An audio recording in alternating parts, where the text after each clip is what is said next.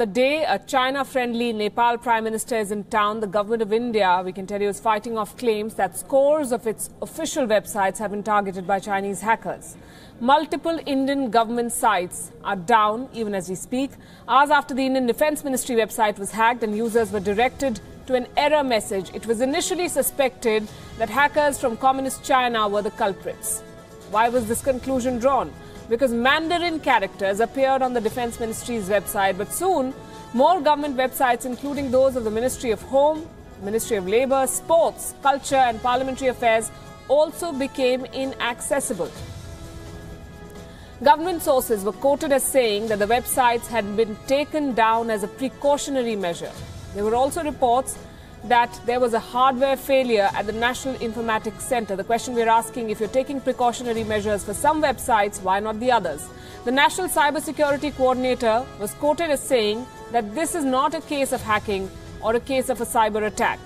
But here's what's peculiar. Earlier today, India's Defence Minister Nirmala Sitharaman had tweeted to say that action was being taken following the hacking, that's the word she used, of the Defence Ministry website. Let me quote from that tweet. Action is initiated after the hacking of MOD website. Hackers have targeted Indian government websites in the past as well.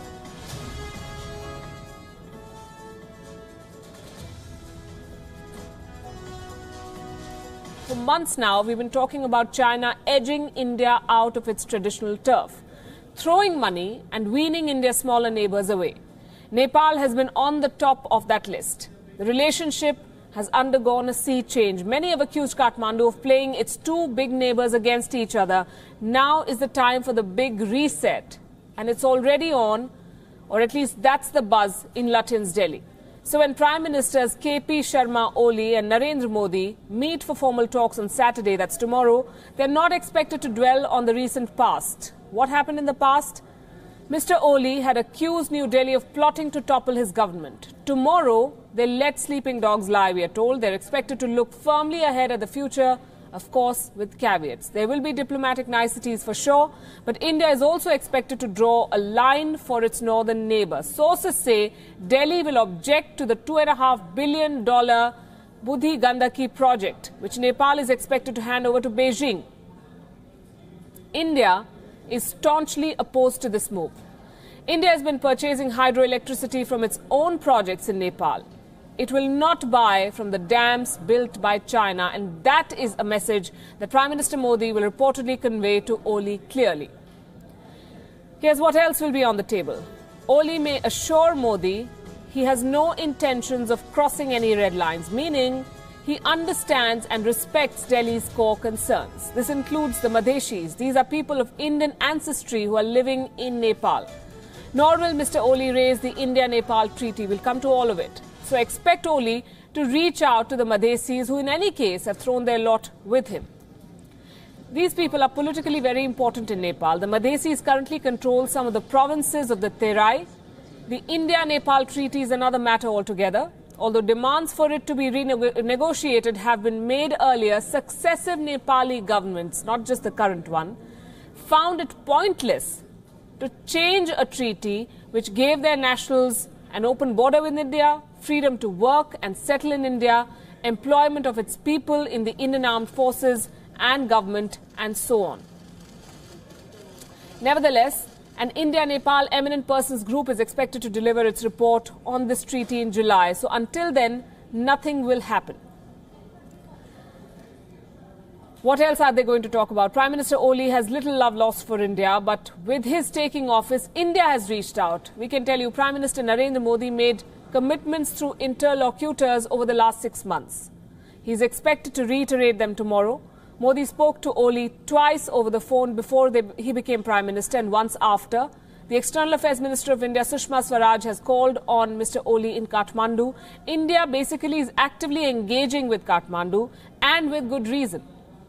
Prime Minister Modi is expected to promise no interference in Nepal's internal affairs and expedite pending Indian projects. This includes 2 hydropower projects. Also the $1 billion earthquake relief India had committed to Nepal in 2015. Modi is not expected to commit to any new projects until the current lot are done with, but both sides have their compulsions. What is tying Prime Minister Oli's hands? He's come to power, remember, on the basis of an anti-India campaign. He made a public promise to lessen dependence on India. Now he cannot be seen backing away. The Nepali middle class, especially the hill elite, appear deeply resentful of India's role in their country. And it explains Oli's private meeting with Prime Minister Modi at his residence this evening. Expect both leaders to work out what they will say during formal talks on Saturday. It's one of the ways for friends to get around differences to ensure their relationship does not go under, if they're still friends, that is. But to help you understand this tug of war between New Delhi and Beijing and Nepal in between, let us take you back in time. 2 years ago, a deadly earthquake struck the hill nation of Nepal. More than 9,000 people were killed. More than 22,000 people were injured. It was one of the worst natural calamities, natural disasters that this country had witnessed since its independence. The impoverished nation's economy came to a standstill. There was massive damage to infrastructure. Centuries-old monuments were razed to the ground. Crucial rail and road links were severed. The death toll was enormous. The tragedy left utter chaos in its wake. In its time of crisis, Nepal's neighbors, India and China, stepped in. Relief and rescue operations were carried out on a Herculean pace. It wasn't about neighbors being proactive and generous. Beyond the altruism and the symbolism was cold calculation. The two bigger economies, India and China, were competing for relevance in the calamity-struck nation of Nepal. Many slammed India for barging into Nepalese territory uninvited, even against Kathmandu's wishes, some said. In contrast, China played a better PR game. China seems to have made a favorable impact in Nepal. It is known for its engineering prowess. China's bulldozers opened roadblocks. Chinese aid workers operated meticulously, managing to sway public opinion in their favor. So while Nepal was still dousing that fire, another was lit in the Terai region. The Madhesis, originally from India, are now citizens of Nepal, and they were up in arms. They were unhappy with skewed representation in the new constitution promulgated in 2016, and they took to the streets. They inhabit, in fact, a wide belt of land along the Indo-Nepal border, and the first thing the Madhesis did was targeting supplies from India. A 7-month-long blockade hit Nepal where it hurts the most.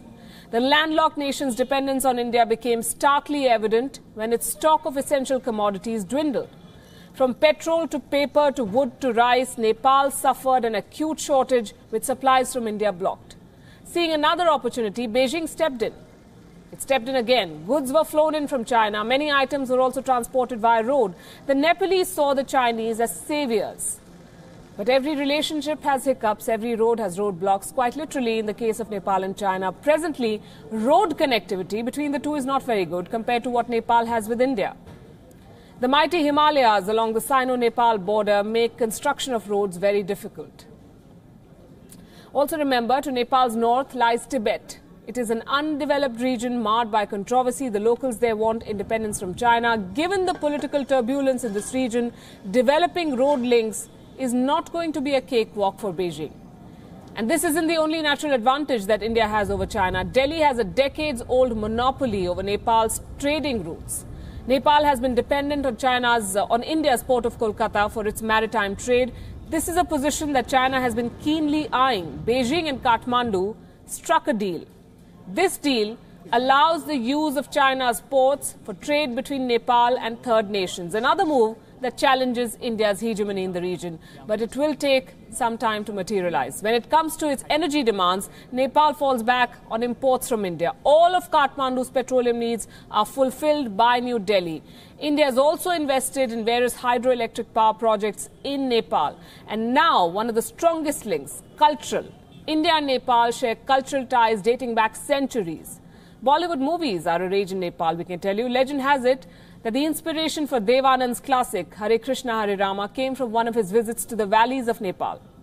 A song from that movie, Kanchi Re, borrows heavily from Nepalese tunes, folk tunes. In a nutshell, there's a long history of friendship and a short one of estrangement. As for the future, we'll have to wait and see if the two sides can strike the right note.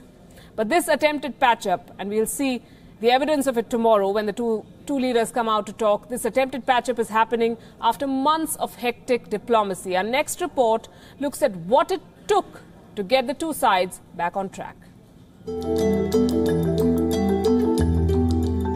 On On the face of it, India and Nepal have everything in common. There's a shared culture and religion. An estimated 3 million Nepali nationals live and work in India. There's free movement across borders. Yet, ties between the two capitals have rarely been smooth. It was so during the days when Nepal was a monarchy. It's so today in Republican Nepal. Let's look at the recent missteps by India and Nepal. In 2015, Delhi opposed the new Nepali constitution, saying it did not address the concerns of the Madhesis living in the plains of Nepal bordering India. But KP Oli stoutly defended the constitution, rejecting India's concerns. India backed a blockade by the Madhesis, cutting off essential supplies to Kathmandu. Oli stoked ultra-nationalism and sought China's support. India forged a coalition of Maoists, Nepali Congress and Madhesis to fight Oli. Oli won over the Maoists and with China's support won the polls last year. But politics is the art of compromise. In the weeks leading up to his victory in December 2017 and thereafter, Oli and Narendra Modi were reported to have struck up a working relationship. Interlocutors conveyed messages between the two leaders. They spoke over the phone apparently 3 times. It was all plain speaking. Oli complained about how India had treated him, how Delhi tried to undermine him in 2015 and toppled his government in 2016. Intermediaries told him to let bygones be bygones. India stayed neutral during the elections and is committed to working with Prime Minister Oli, but he must stop his anti-India rants. What now then? Course correction is underway with India keen to address Nepal's stalled development issues. Pending projects such as work on the 900 megawatt Arun hydroelectric will be remotely inaugurated by Modi and Oli on Saturday. Also, the integrated checkpost in Birganj. India had offered $1 billion in 2015 to help Nepal rebuild after the earthquake. With a strong government in power in Nepal, much can be accomplished. Bureau Report, Beyond. Let's now come to the elephant in Kathmandu, rather the dragon breathing fire on India's apple cart. There is a view in South Block in Delhi that Oli's rise is actually China's rise. Oli owes his position to China since it was Beijing that brought him and the Maoists together in Nepal. So Prime Minister Oli cannot be trusted to respect India's red lines, and the longer he stays where he is, the more difficult it will be to dislodge him and by implication to dislodge China.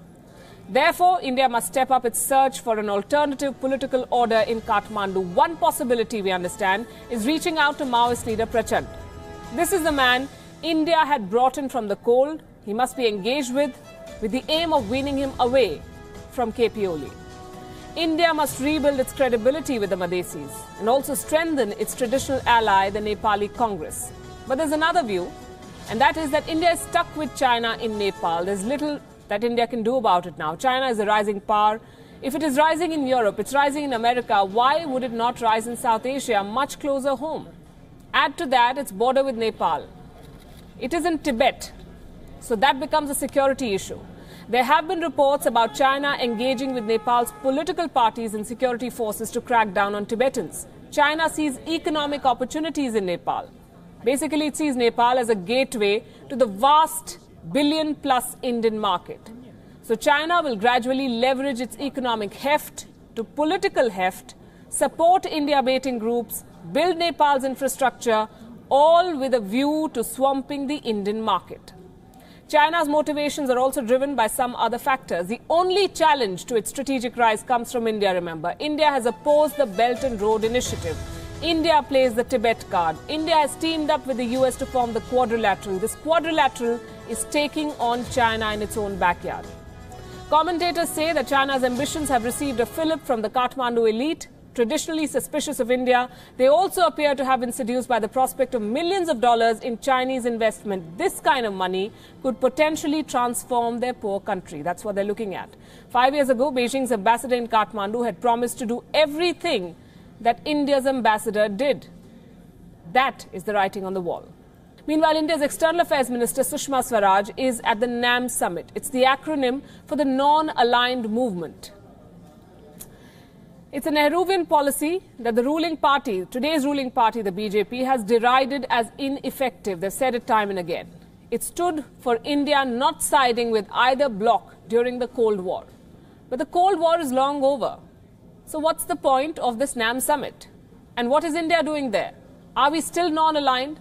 For the moment, let's dwell on what happened at this summit. Sushma Swaraj brought up the case of terrorism, the issue of terrorism, calling it the biggest danger to international peace.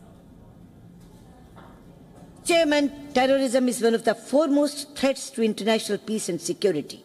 It maims and kills our citizens and undermines our ability to attain our developmental goals. Unfortunately, the talks about combating terrorism have not been matched by our actions. The strengthening and implementation without double standards of existing international laws and mechanisms to fight the menace of terrorism is an imperative.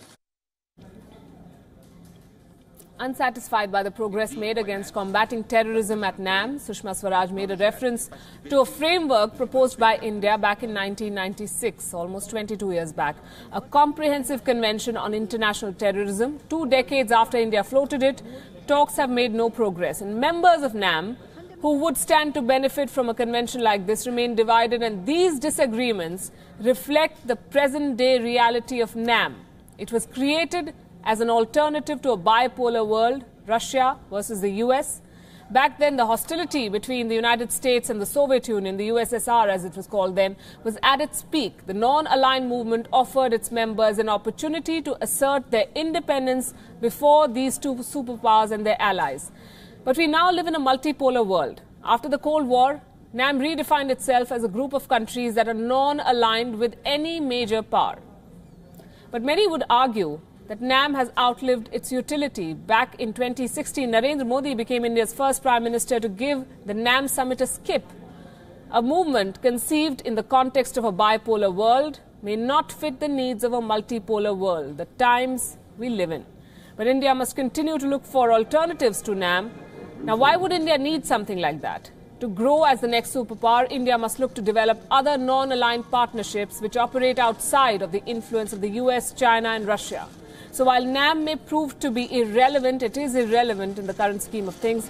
Its core principles may still be of some use for the Modi government, and that's food for thought. 3 big events in a single month, even as member nations of the non-aligned movement wind down their two-day meet in Azerbaijan today. The Commonwealth Games are in full swing in Australia's Gold Coast, and 4 days after they finish, the heads of government of Commonwealth countries, including India's Prime Minister Narendra Modi, will meet in London. These groupings were created out of post-colonial commonalities or a joint desire for neutrality during the bitter Cold War era.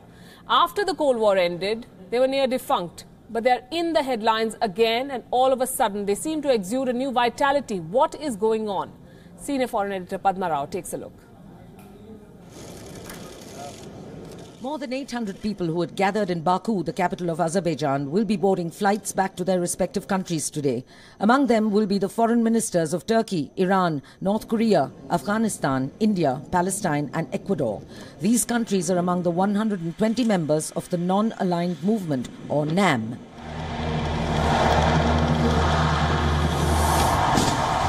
Simultaneously, athletes from the majority of Britain's former colonies, collectively known as the Commonwealth, are competing with each other to the far east of Baku, in Australia's Gold Coast, and will continue their quest for medals till mid-April. A total of 53 countries, including India, belong to that grouping, which is headed by the British monarch, Her Majesty Queen Elizabeth. Indeed, the month of April seems party time for all those who were once ruled by London. The glue that once bound them to the empire still seems strong enough to lure the heads of government of all Commonwealth states back to the banks of the Thames, barely 4 days after the Commonwealth Games come to an end in Australia. NAM had relevance in the era of the Cold War. The Commonwealth began to fade the minute the colours of the Union Jack did in colonised countries around the world. Still, summits have been held by both gremiums as per their schedules and year after year, but they hardly made headlines. In fact, and after the end of the Cold War itself, all groupings which saw themselves as neutral parties in the US-Soviet Union standoff lost their raison d'être and their relevance, other than as annual junkets for officials, with taxpayers picking up the tabs. By and by, they also fell off the map for the media, and column space on them began to shrink.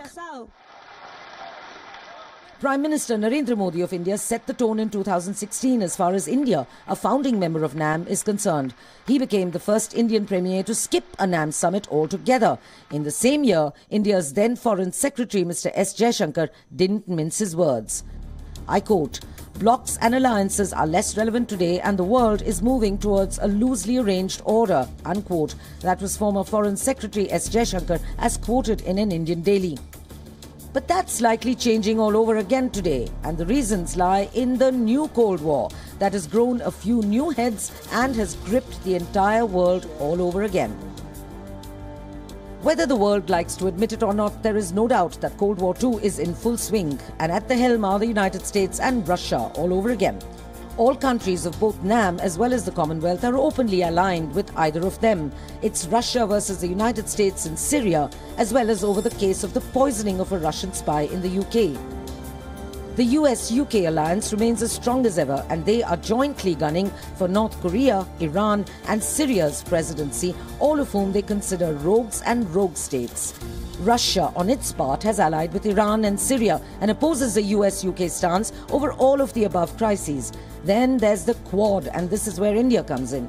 That's a grouping of the United States, India, Japan and eventually Australia to counter China's hegemony in both the China Seas as well as the Indian Ocean region. In the Middle East, the United States has allied with Saudi Arabia against Qatar and Iran. And Turkey, a so-called NAM state, has been treading on both sides of the divide. It's against both the UK-US alliance and the European Union, but it also provides logistical support to NATO to launch operations against the Islamic State in Syria. The Commonwealth too is being reportedly eyed afresh by the United Kingdom to muster up all the support it can get in what may be bleak years after Brexit. The question remains whether one-time colonial foot soldiers who have overtaken the UK today, such as Asian superpower India, will oblige that easily. But be that as it may, there seems little doubt that the polarized era of the Cold War made mostly third world countries or the erstwhile Raj huddled together in non-alignment or colonial commonality. When that Cold War ended, these groups became near defunct. But now that the frost has set in across the globe all over again, groupings once written off as white elephants have been revitalized. No wonder April has been such a busy month, with NAM and the Commonwealth creeping into the headlines again. Padma Rao, WION. Staying with the world of fashion and politics, earlier this year, when Forbes magazine released its billionaires list, the US President Donald Trump had slumped a few positions. Okay, a little more than a few. He tumbled 222 places to be exact. But while his wealth has shrunk, it seems his pants have done the opposite. Do not worry, the explanation is coming up.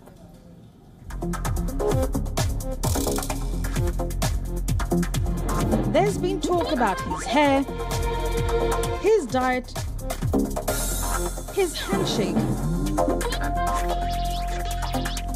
But the focus is now on his pants.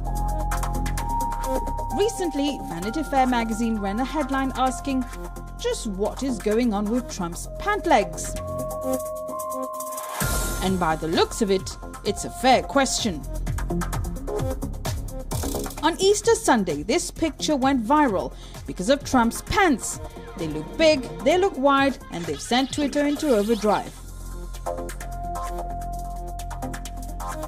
In the past, President Trump has claimed that he gets Brioni suits off the rack.